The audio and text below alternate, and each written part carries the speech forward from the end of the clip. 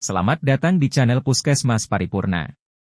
Kali ini kita akan membahas tentang panduan praktek klinik untuk kasus seperti di buah ini. Tinea cruris.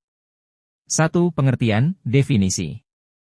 Tinea cruris adalah infeksi jamur dermatofita yang memiliki sifat mencernakan keratin di jaringan yang mengandung zat tanduk, misalnya stratum corneum pada epidermis terdapat pada bagian daerah genitocrural sekitar anus, bokong dan perut bagian bawah. Penularan dapat berasal dari manusia, jamur antropofilik, binatang, jamur zoofilik, atau dari tanah, jamur geofilik. 2. Anamnesis. Keluhan.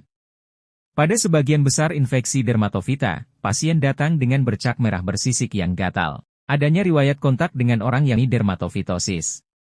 Faktor risiko. 1. Lingkungan yang lembab dan panas. 2. Imunodefisiensi. 3. Obesitas. 4. Diabetes mellitus. 3. Pemeriksaan fisik. Gambaran umum, lesi berbentuk infiltrat eritematosa, berbatas dengan bagian tepi yang lebih aktif daripada bagian tengah, dan konfigurasi polisiklik.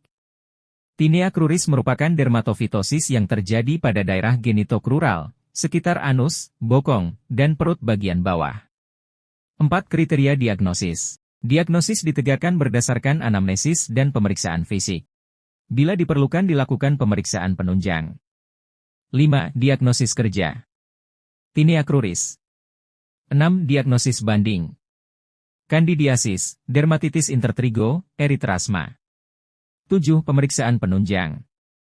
Bila diperlukan, dapat dilakukan pemeriksaan mikroskopis dengan akan ditemukan hifa panjang dan artrospora. 8. Penata laksanaan. 1. Higiene diri harus terjaga, dan pemakaian handuk, pakaian secara bersamaan harus dihindari. 2. Untuk lesi terbatas, diberikan pengobatan topikal, yaitu dengan antifungal topikal seperti krim ketoconazole, miconazole, yang diberikan hingga lesi hilang dan dilanjutkan 1-2 minggu kemudian untuk mencegah rekurensi.